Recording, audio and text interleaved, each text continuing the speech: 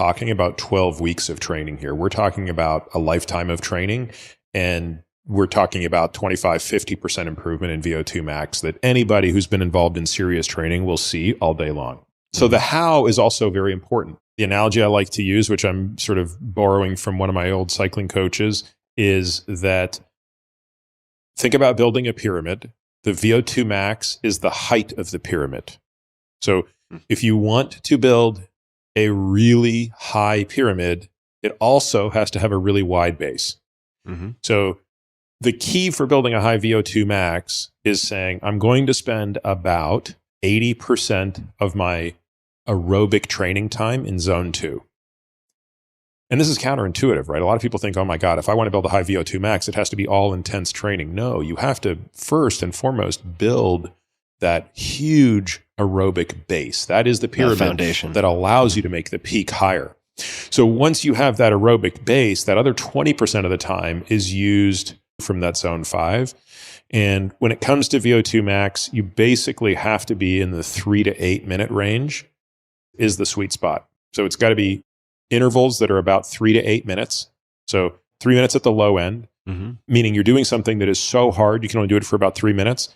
And at the high end, 8 minutes. So if you can do it for more than 8 minutes, it's not doing a lot for your VO2 max. If you can't do it for 3 minutes, it's also not doing the maximum amount for your VO2 max. And just for clarity, that's the zone 5 that you're referring to, building the peak. Yeah, exactly. And here you're typically doing about a 1-to-1 work to rest recovery. That's how hard these intervals are. If you do 3 minutes at whatever that output is, you're going to need about 3 minutes of recovery before you can do it again. Mm-hmm. So we typically say, look, a good starting point is 4x4. 4 on, 4 off, 4 times. That's just a great workout to start. Just doing that workout once a week. So if, let's say 3 days a week, you're going to do your cardio and it's going to be kind of the low end zone 2 cardio. 1 day a week, you pick an exertion level that you can barely get through 4 minutes of it. You can do it, but you have a little bit left in the tank, but not much. And that you need 4 minutes to recover. And then you do that 4 times.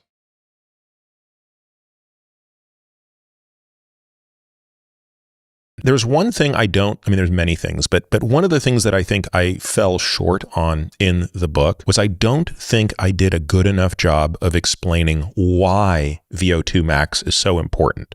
In other words, I gave the data, right? The data are unambiguous. The association between high VO2 max and longevity is so clear. And conversely, the association between low VO2 max and mortality is so clear that the idea that VO2 max is the single greatest predictor of lifespan of any measurable number we have is quite remarkable. And so I explained all of that well. What I failed to do was explain the why. Why is that the case? And so I want to take a moment to do so here. The reason that is the case is that VO2 max is a remarkable integrator of the work you have done to get fit. And that's why strength is a very close second. So if we're going to tally all the possible biomarkers that would predict how long you're going to live, we could look at your ApoB, we could look at whether you have diabetes or not. We could look at your testosterone level, your cholesterol level. We could look at every imaginable thing, how much muscle mass you have, what your BMI is, all of these things. And if we rank ordered them in terms of their ability to predict how long you're going to live, or stated another way, how well do they predict your ability, the probability you're going to die this year? The very, very top of that list is VO2 max, and directly under it is strength. Why? Because you can't fake those metrics and you can't cram for the test. You take a person with a low VO2 max and you send them to the gym for a month, they're not going to show up with a high VO2 max on the test. When someone shows up with a very high VO2 max, which by the way, anybody can have, yes, genes play a role, just as they play a role in strength and everything else.